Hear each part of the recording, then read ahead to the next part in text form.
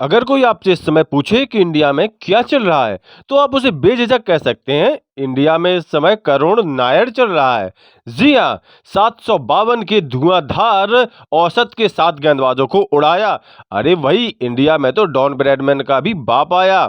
जी हाँ, करुण नायर नाम सुना सुना सा लग रहा होगा आपको शायद, तो आपको याद दिला दें कि ये वही करुण नायर है जिन्होंने एक समय टेस्ट मैच खेलते हुए इंडिया की तरफ से 13 शतक ठोक दिया था, लेकिन उसके कुछ ही समय बाद यह खिलाड़ी अचानक से गायब ही हो गया और फिर कभी टीम इंडिया में हमें नजर नहीं आया। हालांकि उनका एक ट्वीट दिसंबर 2024 में काफी ज्यादा वायरल हुआ था, जिसमें उन्होंने कहा था, यार मुझे कम से कम टेस्ट मैच तो खिला ही लो। वो ट्वीट तो हम तक, आप तक, सब तक पहुंच गया, लेकिन लगता है सिलेक्टर्स तक नहीं पहुंचा था और यही वजह है कि 2025 में अपने बल्ले की धमक उन्होंने सिलेक्टर्स तक पहुंचाने का ठान लिया और अब 664 के धमाकेदार एवरेज को उन्होंने 752 के एवरेज में बदल लिया है। जी हां, इस समय भारत में घरेलू क्रिकेट के रूप में विजय हजारे ट्रॉफी चल रही है, जो कि 50 ओवर का टूर्नामेंट होता है। इसी टूर्नामेंट में सेमीफाइनल मैच खेलते हुए एक बार फिर से करुण नायर का बल्ला ऐसा गरजा कि उनका एवरेज रिकॉर्ड तोड़ स्तर पर पहुंच गया है, 750 का आंकड़ा पार कर गया है।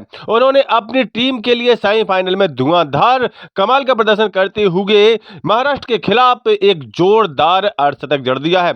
उन्होंने मात्र 44 गेंदों का सामना किया, 88 रन बना डाले। इस दौरान उनके बल्ले से 9 चौके और 6 शानदार छक्के निकले। आपको बता दें कि विजय हजारे ट्रॉफी में सिर्फ यही पारी धमाकेदार नहीं रही, बल्कि जिस भी पारी में वो आते हैं वहां पर धमाका ही कर रहे हैं, शतक पर शतक ठोक रहे हैं, रन पर रन बना रहे हैं। कुल मिलाकर के करुण नायर का इस समय जैसा बल्ला चल रहा है, उससे उनके चैंपियंस ट्रॉफी जैसे बड़े टूर्नामेंट में चयन की उम्मीद बढ़ गई है। भाई अगले ही महीने भारत को चैंपियन ट्रॉफी खेलने जाना है और चैंपियन ट्रॉफी भी 50 ओवर के फॉर्मेट में ही होनी है। इस समय सिलेक्टर्स और कप्तान कोच सभी मिलकर के टीम इंडिया की ओडीआई स्क्वाड को तलाशने के लिए मंथन कर रहे हैं। वैसे भी टीम इंडिया के लगातार खराब प्रदर्शन के बाद सिलेक्टर्स से लेकर के कोच और पूर्व क्रिकेटर्स तक भारतीय क्रिकेट सितारों से कह चुके हैं कि पहले जाकर के भारत का घरेलू क्रिकेट खेलिए, उसके प्रदर्शन के आधार पर अब आपको टीम में चुना जाएगा। तो ऐसे में लो भैया, करुण नायर ने घरेलू क्रिकेट में धमाकेदार प्रदर्शन करके दिखा दिया है, तो क्या अब करुण नायर को घरेलू क्रिकेट के इस धमाकेदार और शानदार प्रदर्शन का इनाम मिलेगा? क्या उनको चैंपियन ट्रॉफी की टीम में जगह मिलेगी? कुल मिलाकर के देखा जाए तो करुण नायर को अब ओडीआई टीम में जगह मिलनी चाहिए, क्योंकि जिस तरह का शानदार उन्होंने प्रदर्शन किया है, जिस तरह की शानदार फॉर्म में वो चल रहे हैं, आउट ही नहीं हो रहे हैं। जी हाँ, यही तो कमाल है, यही वजह तो है कि उनका औसत 752 तक जा पहुंचा है। क्या रहा उनका प्रदर्शन विजय हजारे ट्रॉफी के इस सीजन में, जरा इस पर भी नजर डाल लीजिए। तो भाई करुण नायर ने तो विजय हजारे ट्रॉफी में गेंदबाजों के धागे ही खोल दिए हैं।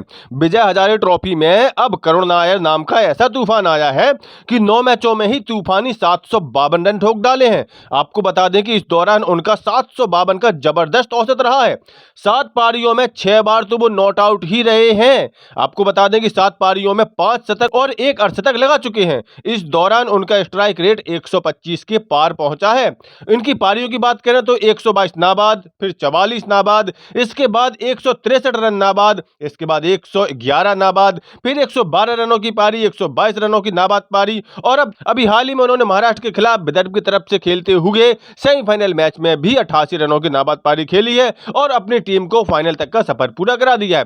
कुल मिलाकर के करुण नायर के इस धुआंधार प्रदर्शन के बारे में आप लोगों की क्या राय है? क्या अब करुण नायर हमें चैंपियन ट्रॉफी में टीम इंडिया की तरफ से खेलते हुए और टीम इंडिया को चैंपियन बनाते हुए नजर आएंगे? आपकी क्या राय, कमेंट करके अपनी राय जरूर दें। साथ ही साथ स्पोर्ट्स के सभी अपडेट्स के लिए सफलतानामा चैनल सब्सक्राइब जरूर कर लें।